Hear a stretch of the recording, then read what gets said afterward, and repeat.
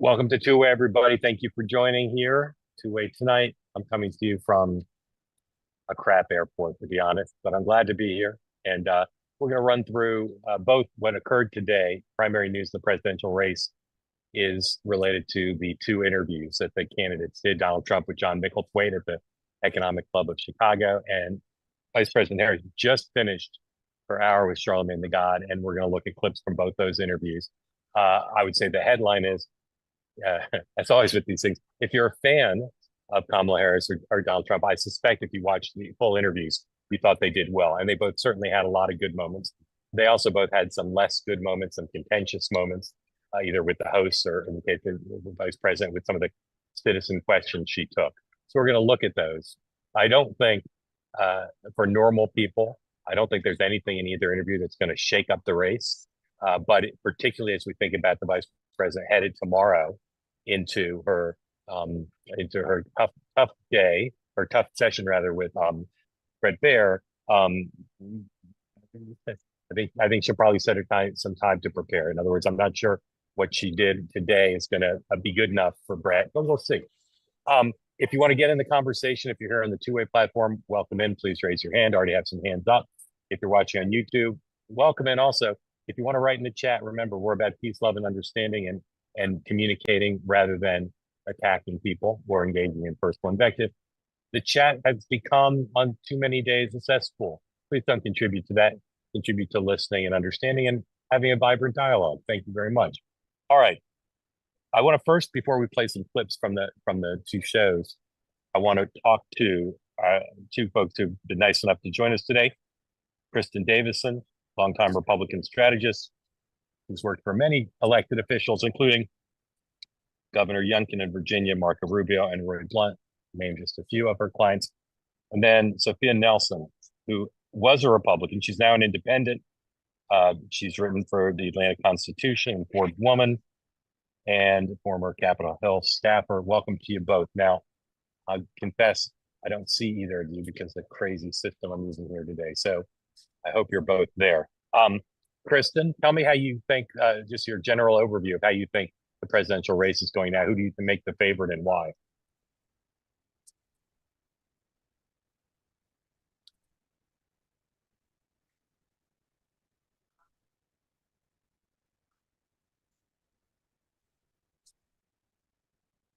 I'll ask the producers if Kristen is there and if you can unmute her. She's here.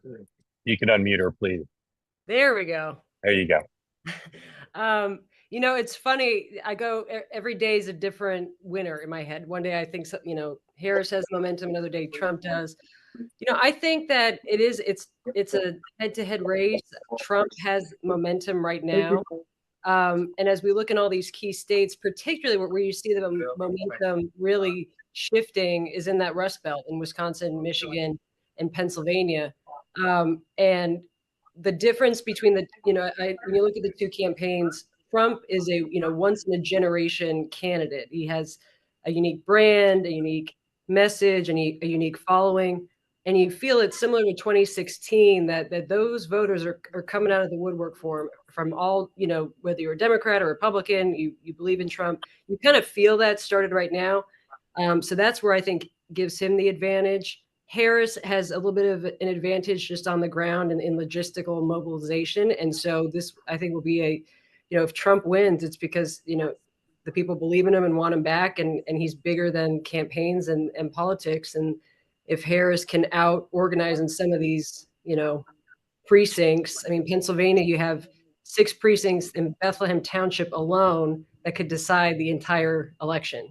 In Northampton County, they went for Obama, they went for Trump, and they went for Biden. So we're talking about such a small amount of voters in each one of these states. But I think right now, ultimately, Trump has momentum. You can feel it. You can see it in the news. You can feel it on the ground.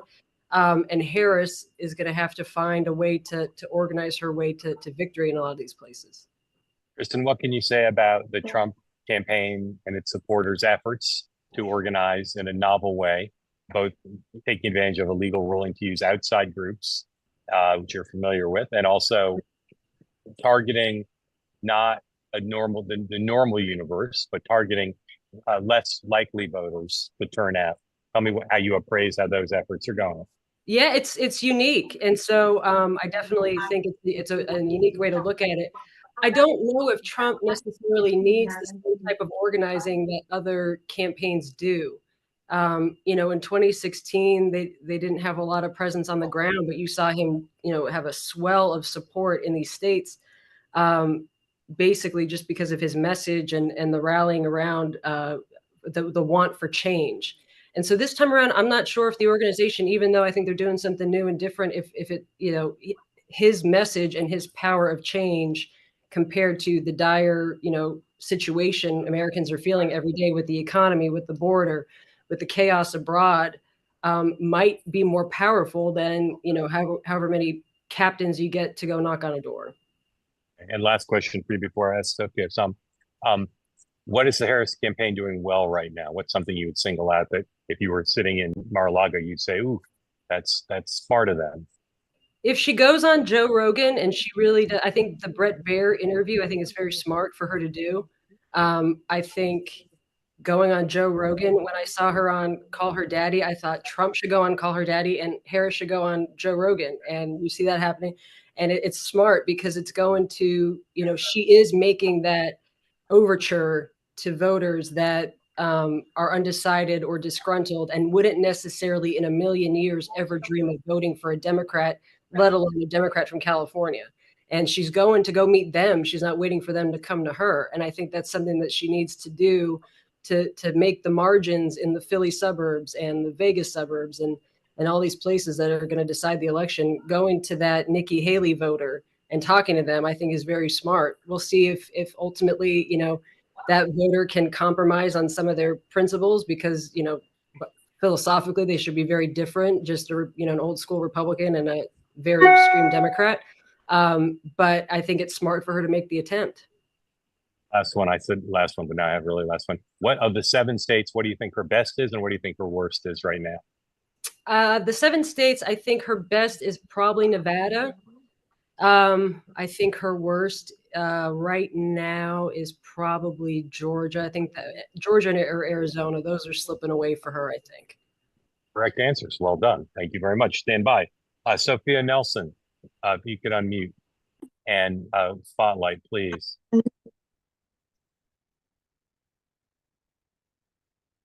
So am I unmuted now? Can you hear me? You're all set. Thank you for joining us. I'd love to ask you again, a question I asked Chris. Well, first of all, you're now an independent. Are you public about who you're voting for in the election? Well, I'm a never Trumper, and I have been. I was one of the people that started with the Lincoln Project, and I've been very vocal since the 2015, 2016 election. I don't agree with probably anything that Kristen said. Seems like a lovely person, however, and very nice, and I'd like to have with her at some point. But I don't agree. I think what's funny to me is as I listened to her, it was clear to me she and I live in two different universes about how we perceive this election. And I think the country is probably in those same alternate universes. For example, let's start with Georgia. Today, Georgia broke records with their voter turnout in the early voting, over 200,000 cast before noon. And in the precincts that they were, those are Democrat votes, most likely. And they're going to best 2020. So I don't think Georgia is at all slipping away from her, quite the contrary. So that's first. Secondly, I think that North Carolina is the real interesting state to watch here. Because and I know, Mark, we've been doing this for a long time. If Harris wins North Carolina, Trump has no path to the White House. It doesn't matter what happens in Pennsylvania. He's got to keep North Carolina in his column, particularly if he loses Georgia. And so I think the Rust Belt is important. Michigan, Black women, you're looking to get at those early votes. I think this is a base election still.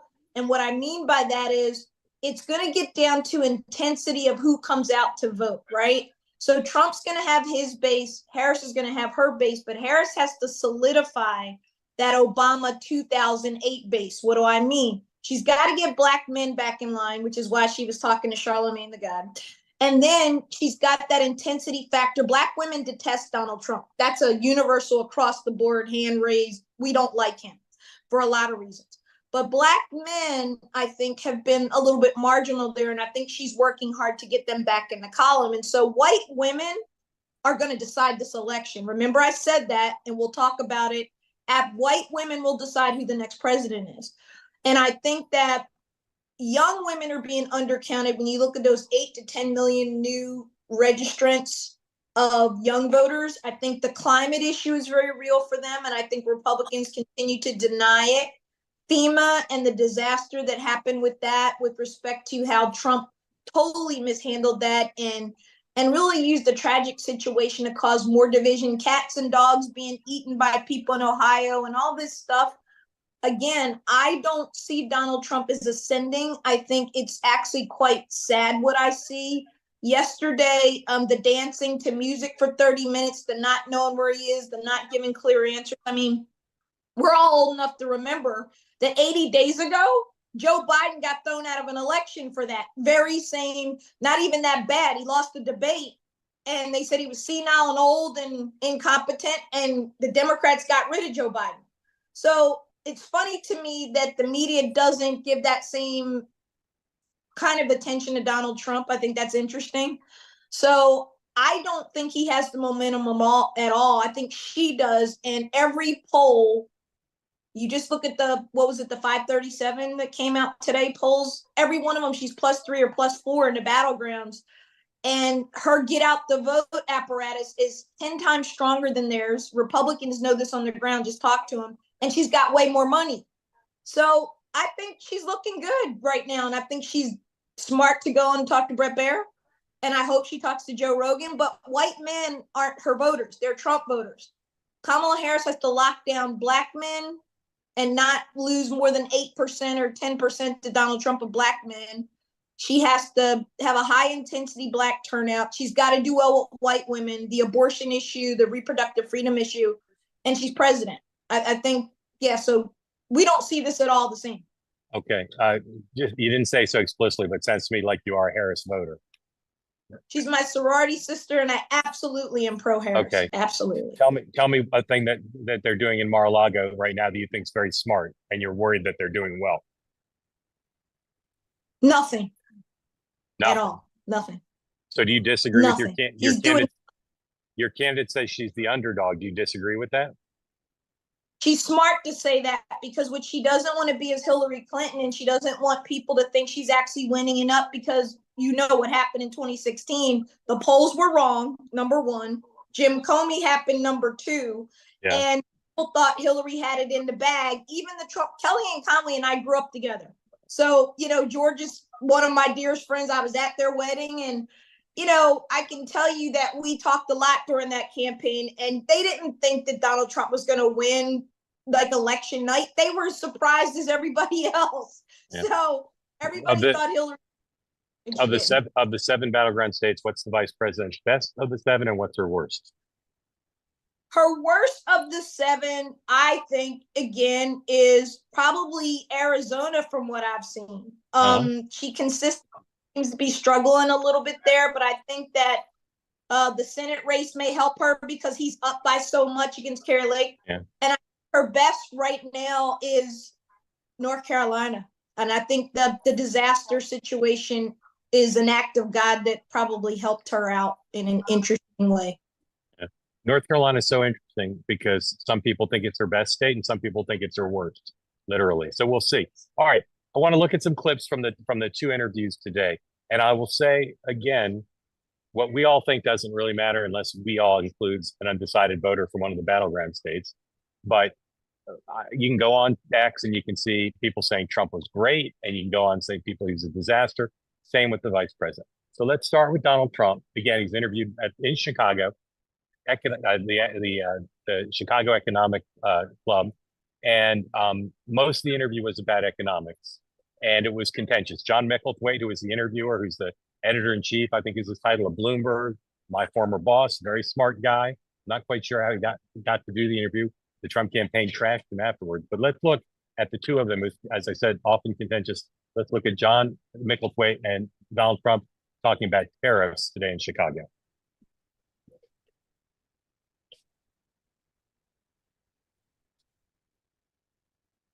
jobs rely on trade. It counts for 27% of GDP. Okay. If you cut that off, that's also going to have an effect on many, many business people here. Yeah. Tariffs also have another side. Isn't that something that you have to acknowledge? No. You could be plunging America into the biggest trade war since Smoot-Hawley. But there are no tariffs. You're going to stop. There are tariffs already at the moment. There are no tariffs. All you have to do is build your plant in the United States, and you don't have any tariffs. People, a lot of places like this, there are a lot of jobs that rely on foreigners coming here. You're going to basically stop trade with China. You're talking about 60% on that, 60% tariffs on that. You're talking, as you said, 100, 200% on things you don't really like. You're also talking about 10, 20% tariffs on the rest of the world. That is going to have a serious effect on the overall economy. And yes, you're going to find some people who will gain from individual tariffs. The overall effect could be massive in terms of the economy. I agree it's going to have a massive effect, positive effect. It's going to be a positive, not a negative. Well, All right. So that was, it went on like that for some time. Kristen, what did you think of that exchange? And, put yourself as best you can in the mind of an undecided voter in a swing state. What do you think of Donald Trump there?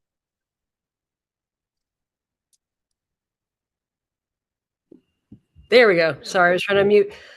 I think he's talking to the average, voter who lost their job and wants to see jobs stay in the United States. I think that if you are, leaning Trump, it's music to your ears. You want that tough leader that's going to keep businesses in the state. It's like the other day when he was saying he would put a lot of tariffs on John Deere while he's in Pennsylvania. When I first heard it, I'm thinking of like my neighbors growing up and wondering, why is he saying that? But it makes sense because John Deere's probably not going to go to Mexico if that happens.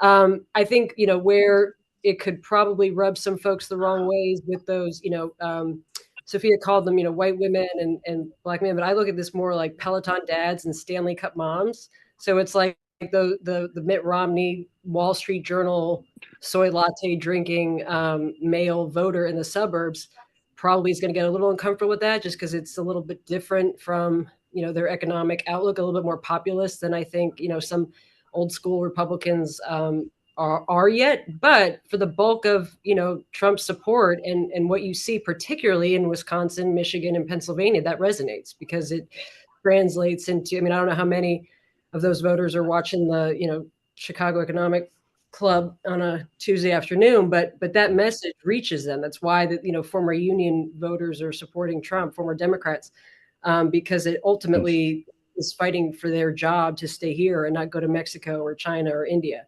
It's more of the, old school Nikki Haley voter that, needs to come to terms with it, I think. Sophia, what did you think of that soundbite from Trump, that exchange?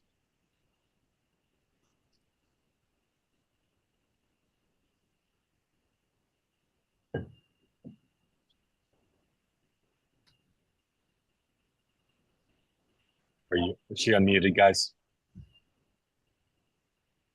Yes, she is. Yeah, are you there? Yeah, I'm here. Okay, Yeah. Go ahead. What do you think of that exchange on trade? Yeah, just so you know, the host has to unmute me. So I think that I don't agree with tariffs. I don't think this is a bad economy, and I don't understand how they're saying it's a bad economy when the market hit 43,000 yesterday. I think this is an economy that, once again, like this country, is divided, meaning. But just I'm sorry to interrupt you, but just focus on Trump's performance. How do you think he did in that exchange? I thought it was Trump. I think he doesn't get into details. He doesn't dig down beneath the surface. He talks in platitudes, tariffs, because he knows that if he says things like, I'm going to punish the immigrants or I'm going to punish countries that come over and, aren't American companies, he knows that resonates with working blue collar people who feel like they've been left behind, et cetera, et cetera. But he doesn't get into like that gentleman was saying, your old boss from Bloomberg, he was saying, but this is regressive policy. This is not good. There's a flip side to this. Trump doesn't deal in those realities. And that's my problem with him. Okay. Thank you for that. All right, let's look at the next clip. This is Donald Trump again talking to John Micklethwait about the question of hiring a CEO who's as old as Donald Trump.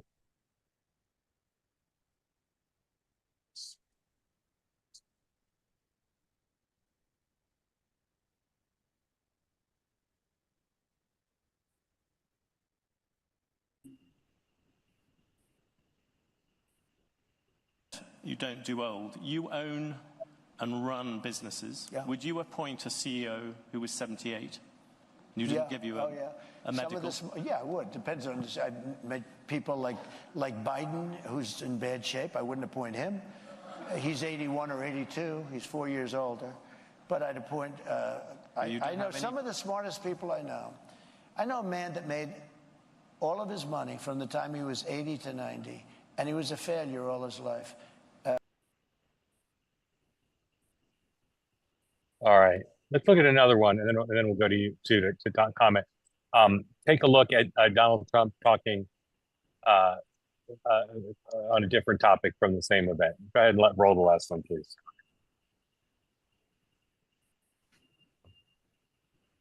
You just mentioned Putin, though, and this has been this controversy of the past week. Can you say yes or no whether you have talked to Vladimir Putin since you stopped being president? Well, I don't comment on that, but I will tell you that if I did, it's a smart thing. If I'm friendly with people, if I have a relationship with people, that's a good thing, not a bad thing, in terms of a country. He's got 2,000 nuclear weapons, and so do we. China has a lot less, but they'll catch us within 5 years. That sounds very much like that. Sounds very much like you did talk to him. I don't talk about that. You talk about talking to Netanyahu. You talk about talking to these people. Russia has never had. All right, Sophia, you first. What did you think of those two answers? And on the first one, if you would start on that, this question of age, it certainly was a big enough problem for Joe Biden that it contributed to driving him out of the race. Is it the press's fault that it's not a bigger issue, or is it because Trump doesn't seem as infirm as Joe Biden does in the eyes of some? What do you think of those two answers on age and Putin? I think the press wants a horse race, and that's why we're here. And again, I said this earlier, Harris is, I believe, winning by a lot more. And listen, I've been doing this a long time like you. I've never in my lifetime seen the number of Republicans. Dick Cheney, for Christ's sake, is endorsed Kamala Harris. Just think of that. That's an alternate universe. And so what I'm saying to you is on this age issue, the media needs to make this a horse race. They destroyed Biden. They give Trump a pass no matter what he does, no matter how unhinged or incoherent. We all know it. We all watched last night. We've all seen it. Anyway, to your second question, if you want to ask about that one with the second clip, I think that this issue of Putin is troubling. I think that the Logan Act is being violated openly time and time again by Donald Trump. He wanted John Kerry prosecuted for it.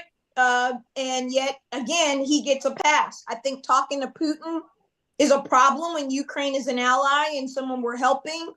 And Poland sits right there, and that's a NATO country. So I have major problems with his love of whether it's Kim Jong or Vladimir Putin. The guy likes dictators, and he likes to talk to them. That's a problem for me. Okay. Kristen, what do you think of his answers on Putin and age? Well, on Putin, I mean, look, Russia wasn't in Ukraine when Trump was president. So we can go back and forth on what he says and whether he's too friendly or not. But the fact is, as a leader, he did, it's peace through strength. So, we didn't have a lot of the chaos abroad that we frankly do under the Biden administration. And if, people were reminded every single day of that and of the botched Afghanistan withdrawal, I think it wouldn't be as close a race as it is. On the age question, I think that this is one that Trump and the team need to be very careful at not taking the bait, because you can, he kind of took the bait a little bit there, but it'll start to jab. And I think the Harris campaign moved very fast last night, highlighting the rally in Pennsylvania. And you could just see that it really bothers people. And so I think tuning that out and just moving forward and not worrying about it is probably their best bet. Because every time, if he engages in this, there are probably a million ways to answer that question, and talk about the job and this and that, but not taking the bait, because I feel like that could be something that could otherwise derail a real powerful message.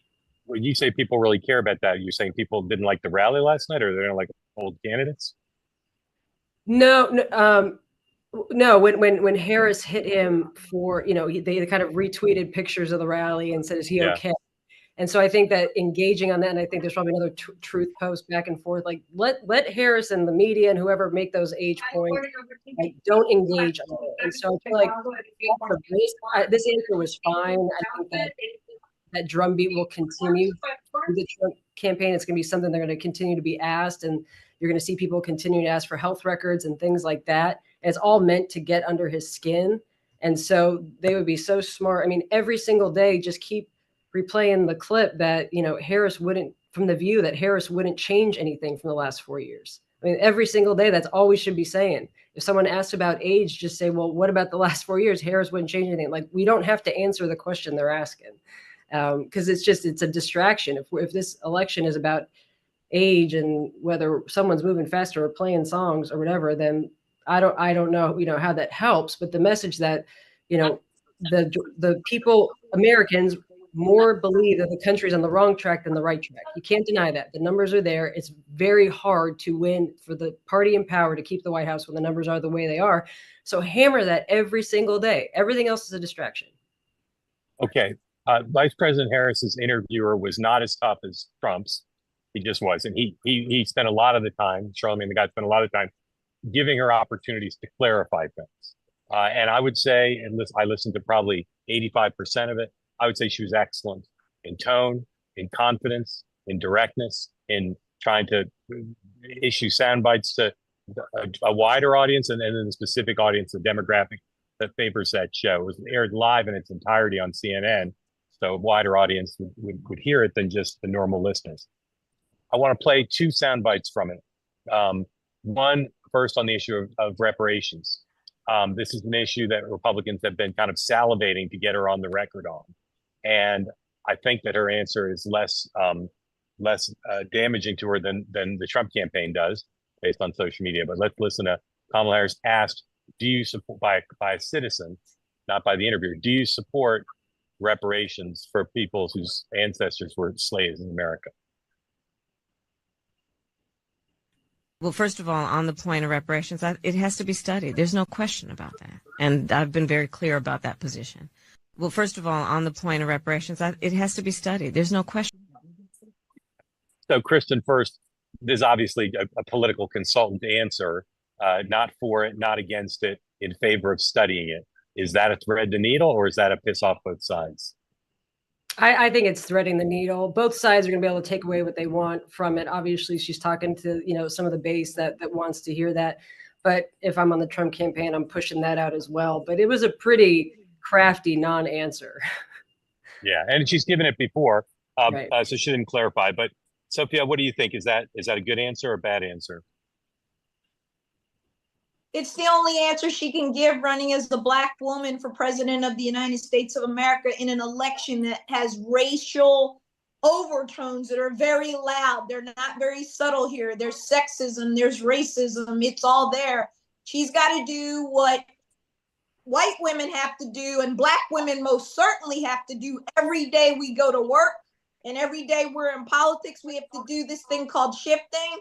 And we have to know how to balance our responses to not upset and alienate whites and white men and other groups. And then we've got to also speak to our community so they know we're down, or that our Black card doesn't get revoked. I mean, part of why Charlamagne the God seemed so kind to you, or nicer, or whatever you want to say, is that part of that is just, again, it's a Black man talking to a Black woman in an podcast setting where your audience is overwhelmingly African American, right?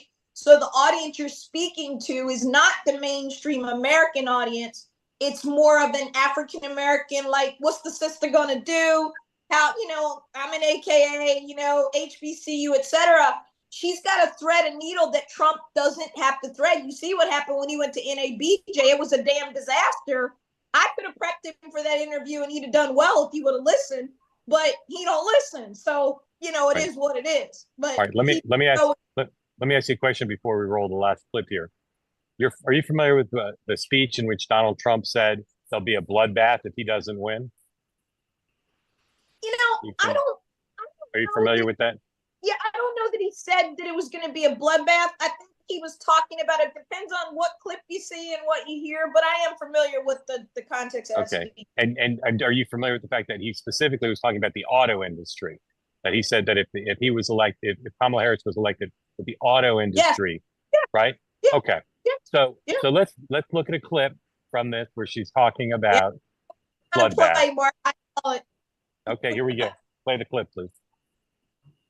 And he has said since then that there will be a bloodbath after this election. He has, on your point about the military, referred to members of our military as suckers and losers. Okay, so Sophia, on the first point, she's acting as if Donald Trump said there'd be a bloodbath just in general in America. And on the second point, she's repeating as fact something that Donald Trump disputes and for which there's no proof. There's just a he said situation, and many people have said he didn't. So what's your view of whether it's appropriate for a candidate who's claiming the other candidate is a liar to use those kinds of falsehoods to make her case against Donald Trump? Well, one, I think that I wish no one would do this in a perfect world, but we're not even going to get into a debate about how much Donald Trump lies, are we? Because we can really be here all night. No question. So, but just the general point is both a strategy and and from a moral point of view, should since there's so many things that Donald Trump has done that's outrageous, does it make sense for her to choose things that are demonstrably false? Right. I think I'll go back to what I said earlier. It's an African-American audience. It's a different audience. And so remember, she's trying to drive those black male voters back to her column, right?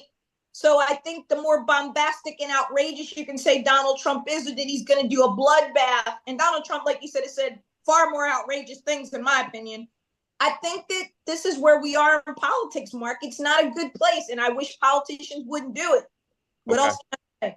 Okay. Kristen, the Trump campaign obviously is making a big deal about this. I don't understand. So just from a consultant strategist point of view, why go back to, is bloodbath such a powerful word that it's worth her continuing to use something that's false because the press won't call her on it? Like, why do that? Probably. I think, she probably, here's the thing, when you're prepping a candidate for an interview or for a debate, you and they say something, you kind of say, wait, they can clip that even if it's not what you meant. So don't say it. And so I think Harris has kind of just proven that point where, you're, no matter what you say in politics, it happens every single day. From if you're running for dog catcher or president, you could say the sky is blue and they could clip the sky and put on something else. And that's just what the game is. So I think everything's probably fair game that people say. It's right to point out that she's distorting the words, just as we would if, she would if we were, distorting something that she said. But I mean that it's kind of fair game. This is the Super Bowl. Everything you say is kind of fair game. But I do think the reason why she said it was so that we're talking about it, because it's just about the one word to the audience. She wants to use it to talk about the 5 other things that she takes issue with. I think it's a mistake for her. I know a lot of people are saying that she needs to get tough now on Trump and say things. I don't think that's going to move the needle for her. Instead, she should go and, talk about how the Wall Street Journal for 5 days has written about the fact that her an economic plan is going to cost less than Trump's. Yeah. I mean, it's crazy to me that they have, I don't believe that. I think it's, Wall Street Journal economists, whatever, they're going to score it one way or the other, but go push that. That's actually something that's going to get an undecided voter, not someone who already. She has talked about that of late since the Journal story. Let me do just a little play act here. Say I'm a reporter, just hypothetically, and say you're a strategist for the Trump campaign, and let's say I keep quoting her saying she cited that Donald Trump said there'd be a bloodbath if she wins. How would you try to talk a reporter out of continuing to write that falsehood? If I were the Trump campaign, you were the reporter? Yeah. What would you say to me as the reporter? I would give you the transcript of the actual thing and say you need to include the whole, here's the actual phrase. You got to put the context in if you're doing your job. You know what the reporter would say? My editor did that. My editor did that. I'll send that to my editor. All right. I get that one a lot. Yeah. All right. Very grateful to you both. We're going to start taking questions. And I'm going to rely on my colleague Noah to bring folks in. As you come in, please, and get unmuted, please tell us where you are geographically, who you're supporting for president, and then what's on your mind. Question or comment for Kristen and Sophia. Noah.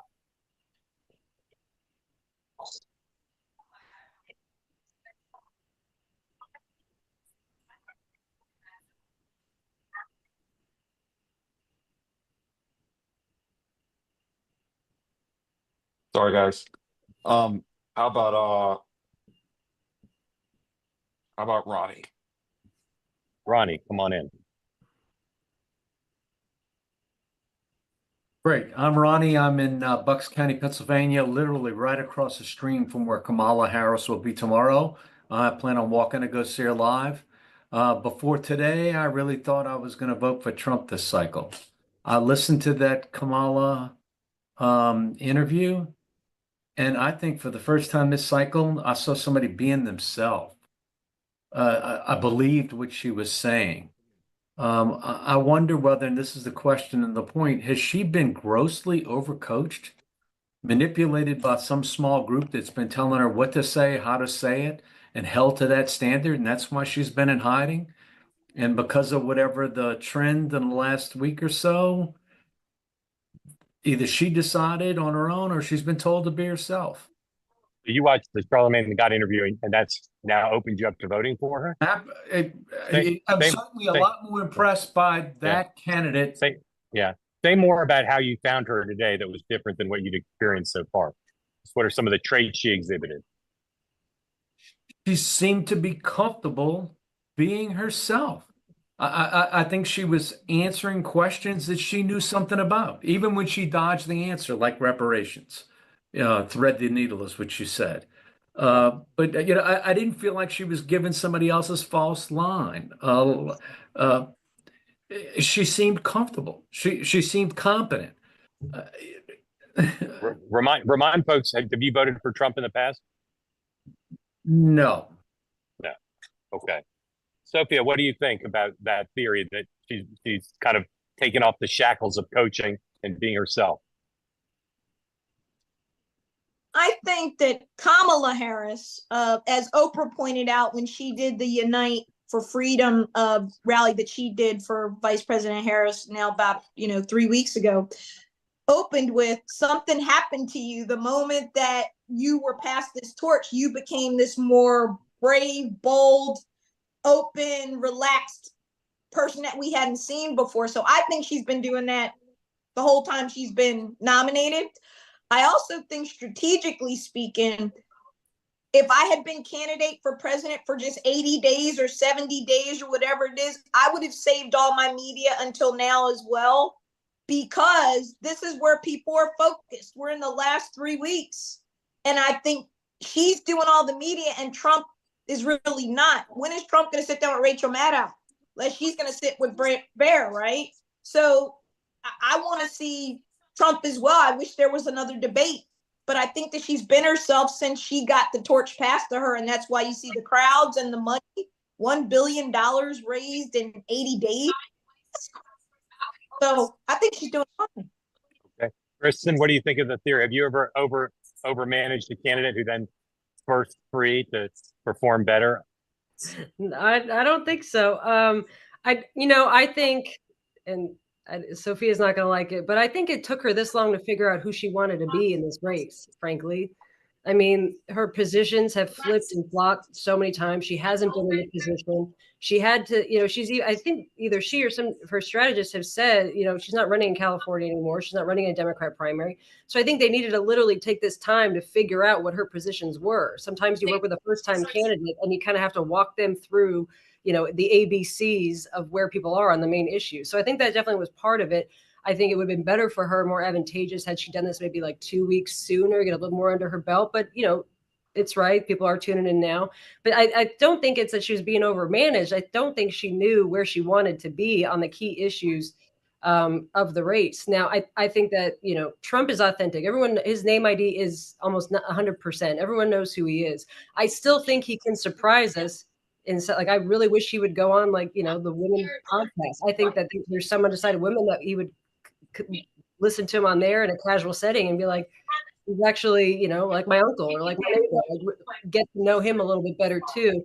So I think it's even broader that we're seeing this cycle that it's not as have not seen as pronounced in cycles past. Just this more like really coming, you know, onto your iPad, coming, you know, in your earphones, not the broad, you know, TV sit down 60 minutes interview. That's all still really important. But both candidates are really, you know, kind of doing the takeout version where people can like sit at home in their pajamas listening to the radio and get to know them a little bit better. But as far as her being overmanaged, I just think she was figuring out who she wanted to be for the race. Okay. Ronnie, thank you. Great question. Come back tomorrow. Let us know how the rally goes. Noah, who's up next? How about Wendy? Wendy, come on in. Tell folks who you're supporting, where you are, and what's on your mind, please. I'm in the Minneapolis-St. Paul metro area. I'm still supporting Trump and conservatives down the line. And what I wanted to mention was, and a gal brought it up this morning in your two-way in the morning meeting, and it was something that I've my hand up about was, recently you've had 3 women about my age express their opinions that the economy is great because they're retired or close to retirement, 401ks, houses paid for, all that. So am I. So am I. I think there's so many people that are conservatives, and I'm a little right of center. I'm pro-choice with limitations. I'm pro gay marriage, but I vote conservative down the line on a lot of other issues. And so I'm college educated, a business owner, and I've done all my research. So, and I think that it's unfortunate that so many in the Democrat Party talk down about Trump voters, that they're uneducated, they don't know, they only believe things he says, they don't do their research, they're less than, they're rednecks at his conventions, that, you know, live in the backwoods, they paint us in a certain way. And I think it started with the basket of deplorables thing and Biden's mega people terrible with the red lights behind him. Obama talking down to the black males that they were ignorant if they didn't vote for Kamala. I think there's so much of that denigration, and in talking to people who are moderate, talking to people who have been undecided around here, they're really upset about that in Minnesota and my sphere of influence. Even some of them are vote both sides of the aisle. They don't like being told that they're ignorant, and they don't like being talked down to and made an assumption that they're uneducated and ill-informed. And I think that those insults that come very commonly from the Democrat Party towards conservatives is going to drive conservatives out in droves. I don't think that the Democrats realize that every time they say that, it puts another person who may be a low propensity voter to say, screw them, I'm going to the polls. I'm gonna leave my 12-hour a day overtime job for a half hour, and I'm gonna go vote. And I know I've talked to a lot of people that are low propensity voters, and they're all saying the same thing. They don't vote often, but they're voting this year, and they're voting Republican because they're tired of being told that they're ignorant. So I think there's going to be a wave that, and I may be totally wrong. I may be totally wrong. I thought there'd be a red wave in 22, but the abortion, they cut that. But I may be totally wrong. But I think that there's a wave coming of those people that are tired of being talked down to, that in the flyover states, and most of the close states, toss-up states, are the flyover states, right? Yeah. People think we don't know what we're doing. Yeah. Okay, Wendy, thank you for that. Sophia, what do you think the chances are that there is a wave from the right that Trump wins more easily than the polls currently suggest he could? What do you think? Do you think there's zero chance of that, or some chance of that? I go back to the 2022, red wave that didn't materialize, and I think that was really the best shot the Republicans had of a wave in a while. So I don't think there's going to be a blue wave or a red wave in this election, Mark. I think there's going to be do you base rule out, voters. do you rule out though that one side wins big, 6 or 7 of the battlegrounds? Do you rule that out, or you just think it's very unlikely? If there is a big blowout, it'll be Harris. It won't be Trump. It'll be status quo. In other words, it'll be tight, and he'll win the same way he did in 2016, and he narrowly lost in 2020. She is, ironically, the change candidate, even though she's the incumbent, because she's different. She's female, and she's of color. It's like Obama. This election is much more like '08 than any other election I've seen in a minute. Let me ask you a question before I ask Kristen the same question. Did you switch from being a Republican to being an independent because of Donald Trump's personality, his policies, or both?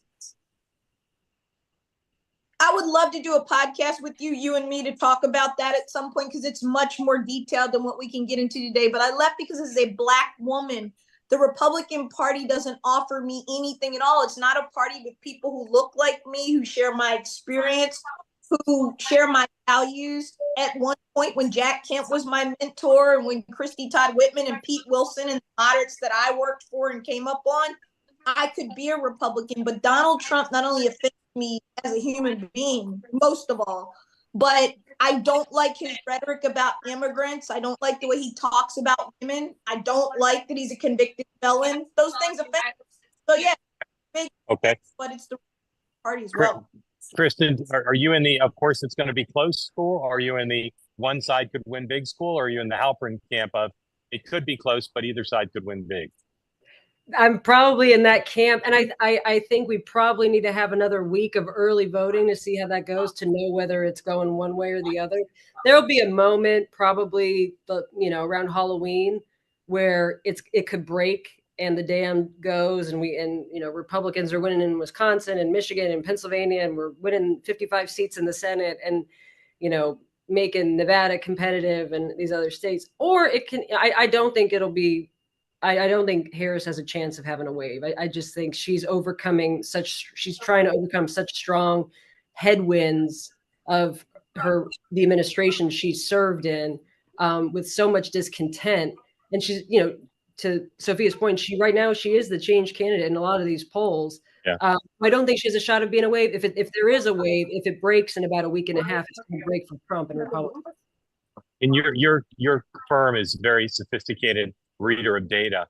As you look in the 7 states at absentee voter registration trends, absentee ballot, early vote, of the data we have in so far, is it inconclusive to you which side seems to have the advantage, or is it clear to you that one side as of now seems to have the advantage as compared to 2020? Yeah, well, it's tough to compare to 2020 because you had so much mail vote with COVID. Yeah. So you look at Virginia that started voting in September, and Pennsylvania and these places, and they're coming underneath the 2020 levels, but they're going to. And so I don't think we can really tell or estimate how many people are going to, stick to their COVID plan versus otherwise. I do think the numbers out of Georgia today should, if I'm, working for a Republican in Georgia, I'm waking up and saying, okay, we got to get to work, which is what could happen. And the Republicans, show up and try to, bring that margin down. The voter registration is only so good if you go back to them and tell them to vote. If someone's not registered to vote in October of an election year, you got to go and call them and make sure they show up. So the voter registration is all well and good, but make sure there's a plan to go find them and bring them to show up to vote. I think we probably need another week and a half to really take some sophisticated, data away. But right now, the pockets that you see, so in Pennsylvania, they're coming under 2020 levels. They're surpassing 22 levels in places. That means it's going to be tight. I don't think either side is running away with it. Today, Democrats had a good day in Georgia. And so it'll be whether it evens off and Republicans can catch up, or if they're not paying attention to it and have to have a big election day. Yeah. So I have heard from lots of my Democratic sources in Georgia today. They said what our 2 guests have said, very good day for them, and kind of a sigh of relief, because of late, they've not felt particularly good about the state. Certainly felt they were underdogs there. And I'll say about the 2 events today, if you have time later, Ronnie, very impressed with Vice President in her appearance. The Trump people claim to be, and again, a pretty good fingertip feel for when they're spinning and when they're not, they were very high on how he did with John McElroy. I don't think either of them was perfect, but if you're looking to kind of compare the candidates side by side at the snapshot of the day, you know, fix yourself a strawberry milkshake and set up the doubleheader on YouTube because they're two interesting events. All right, who's next, Noah? How about Harold E? Harold, welcome in. Tell folks where you are, who you're supporting for president, and what's on your mind. Hey, Mark. I am from North Carolina, supporting Trump, and I heard Miss Sophia talk about being an AKA, and I'm a member of Alpha Phi Alpha, so I'm going to point that out. But I heard you guys talking about North Carolina earlier.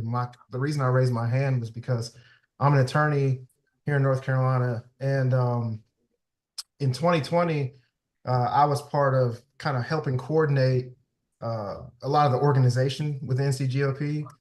And one of the things that I think gets miscounted about North Carolina specifically is how well organized the NCGOP is. People think that, like, for whatever reason, there's this strange notion that Republicans aren't organized. I don't know why. But if you look at North Carolina from 2010 till now, the NCGOP has been extremely organized. There's a reason that Trump won here in 2020 and didn't win in a lot of other states that were close. I think that, Harold, I'll tell you that. Sorry to interrupt you about Yeah. that. Part of the reason say it is because they don't recognize your state's different from some of the other battlegrounds in Arizona, in Wisconsin, in Yeah. Michigan. The Republican Party is a mess, and you all are different. Of course, you had your chairman Right. become the national chairman as benefit of a representative. The fact that he's obviously considered a very good operative, and of course, the vice chair of the RNC is also a North Carolinian. So you all are well represented in the national party. You did stumble your way into nominating a weak candidate for governor, however, which perhaps a strong party would not have let happen. That's right. I mean, and yep, that is the thing for sure. And I don't think he's going to win, but well, again, I guess my point is that Michael Whatley becoming the RNC chair is not an accident. I mean, Yeah. So I think that these notions that North Carolina is just going to go to Harris because the NCGOP is not organized is not true. I think that the NCGOP is better organized than the North Carolina Democratic Party. And I think it may be a very close race, but I think it might be a strong but durable race. And so I don't know a lot about the other states, but I just wanted to kind of get Harold, folks' let me ask you, leaving aside the voter registration and people making time to vote issue,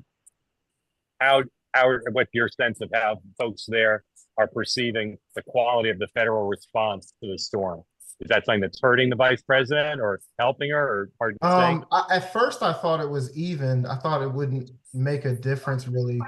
But, I do think that there's a lot, like at least the people I see that think it's that FEMA's been really slow to respond. Yeah. So that makes me think it could hurt Kamala Harris. But the other part of that is that a lot of the affected counties outside of Asheville are red. So I don't know the effect of it, but just the feeling that I have of a lot of people is that FEMA is really slow to respond, and they blame the federal government, they blame Biden. Yeah. They blame Kamala. Yep. Kirsten, in the modern age in which we live, does the quality of state parties matter who wins the White House, or is that an old-fashioned thing to believe? It sure helps. It takes pressure off the campaigns and the national organization when you have a state party that's functioning, or you have a really strong governor like you have Kemp in Georgia, who kind of they have the ground game going there, and Pennsylvania had a good operation at one point. But to your point, Michigan and Arizona and even Nevada are pretty rough. So it makes it harder because then the campaign and the national party have to supplement what the states are doing. But when you have rock stars like North Carolina, then you don't have to, you can reallocate elsewhere. I think the bigger, thing here is North Carolina is not, if you think of the 7 states and let's say Pennsylvania is the core, right? It's all going to come down to Pennsylvania. I mean, North Carolina is really on the edge. It shouldn't really. I know it technically is a swing state, but that should go to Trump, and it shouldn't be competitive. And I think probably in large part because the state party organization there has been good over the years. But I don't think that anyone is really I think Robinson was obviously a heartburn area, and just because it's a distraction, anything that takes you off your message is not helpful. And so at least there's a good, organization on the ground there in North Carolina, but kind of bob and weaving some of the messaging there just makes it tougher. Let me ask you about state parties, Sophia, not governor, or governors, not state parties. 5 of the 7 battleground states have Democratic governors. All of them are pretty politically savvy, or at least I'd say 4 of the 5, certainly. Is that a big advantage for the Harris campaign to have those governors in place? Yeah, I mean, I agree with your other guest here. She's absolutely right. I mean, it helps, right? You don't want to have to pour money into a state to do GOTV. I wanted to kind of speak to your caller, though, the Alpha brother, and say, listen, sounds like you're, a Republican, you're engaged, and I don't think this is about whether or not the North Carolina GOP, right, is organized or not. Clearly, Republicans do very well in North Carolina. What I would suggest is that we're in a 2008 election cycle where Kamala Harris is going to do different things on this map. And she has the same enthusiasm and all the, what I would call optics and everything else going for her that Obama did. And I feel like it's a change election. And I think America's ready for a female president. So I think North Carolina is really a purple state, much like my home state of Virginia. We flip back and forth, certainly not in the presidential stakes, Mark. As you know, we haven't voted for a Republican in a long time. But it could happen, not this cycle. I think Biden might have been coming Harry, Virginia, actually. Don't think so with Harris. So I think that North Carolina can play, and it'll be interesting to see how it turns out. I was going to say really quick. Yeah. And you say it's a 2008 election, and I get that. I voted for Obama in 2008, and I like Barack Obama and that vote. But he was the only Democrat to ever win in North Carolina since I think 1970s by half a point for presidential election. I just think it will be Kamala Harris would have to be the Obama type candidate to win in North Carolina. I don't see that, but I understand. Maybe you need to go watch her with Charlemagne God. Right. Yeah. Right. We're gonna know in just 3 weeks what happens. We will know. Yeah, we will. I want to thank you both, to all the people who asked questions, but Sophia and Kristen, very grateful to you both for making time, and we hope you'll both come back. Thank you. Thanks for having us, Kristen. Thank you, Kristen. Thank you. And I'll remind people, whether you're watching on YouTube or watching here on Two-Way, when you hear people on this platform who you don't agree with, use it as an opportunity to learn, use it as an opportunity to understand what other people are thinking. And if you want to ask a question to somebody who you disagree with, please do. That's what makes this platform, we think, if not unique, different from most of the political media out there. Tomorrow, we'll have the Trump town hall that he's doing with Fox. Is taping it today, actually, all women town hall. Be interesting. And of course, the vice president's interview with Bret Baier. Because that's taking place at 6 o'clock, and because we think it's such an important moment in the campaign, special time for Two-Way tonight, tomorrow, 7 Eastern time. So not 6 Eastern time tomorrow, but 7 Eastern. We'll have the analysis of the immediate aftermath of the vice president's appearance, her first interview ever on Fox News. And we think a pretty significant moment for the campaign. I think if she does very well, it'll be great for her. I think if she does poorly, it's going to unsettle some folks because she is clearly spending a lot of time preparing. Most everybody I know thinks Bret will be, as we like to say, fair but tough. And her team is going to have scoured a lot of Bret Baier interviews to try to game out what he will ask. I'm sure Bret's not sharing the questions, but her team very skillful at trying to figure out what is Bret likely to ask and how. And as I said, I think it's going to be an important moment in the campaign. Don't want to build it up, and there's other things going on that are important, but this will be an important one. And I think a big opportunity for her if she does well. I will see you tomorrow morning at 9 a.m. Eastern time on the morning meeting with Sean and Dan. And then again, tomorrow night, 7 Eastern time, special time for Two-Way tonight. Until 9 a.m. tomorrow, thank you all very much for participating. We'll see you then.